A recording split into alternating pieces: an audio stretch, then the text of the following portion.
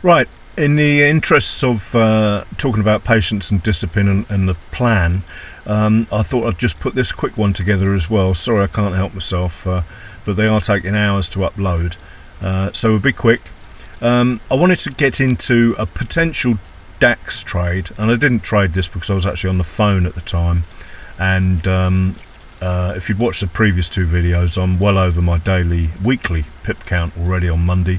But this DAX, I just connected two highs that started to make lows.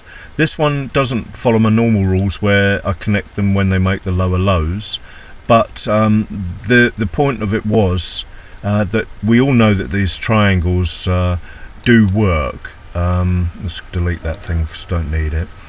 And now with the added bonus, if you like, of Digger's 8 EMA, 32 on the M15, 8 hourly EMA, we can clearly see, and again looking at the candlestick formations and the indicators. This is a 15-minute chart, but if we go to the 5-minute, you can see what I'm looking at clearer.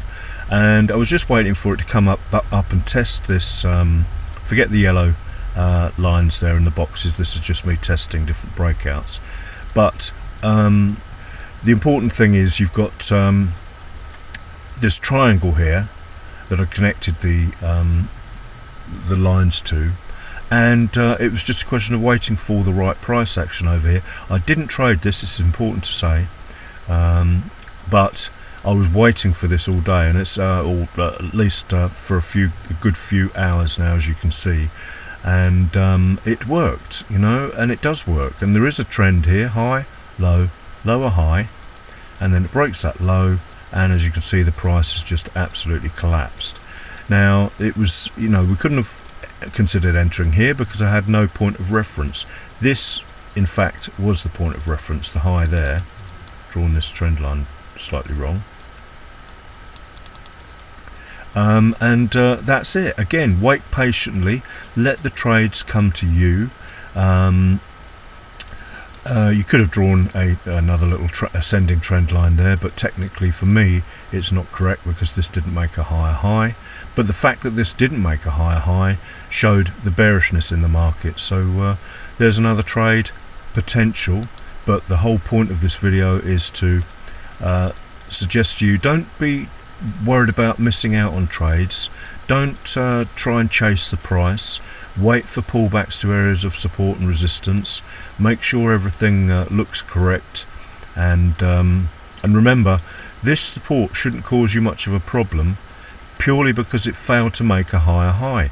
The buyers couldn't get into it. If it had made a higher high, I'd be worried about that. So there's another aspect of this that I might not mention that often, but you know, all these things need to be taken into account. The shapes, the typical old historical patterns that can be traded, and this here was a 150 pip move, well, in fact more than that.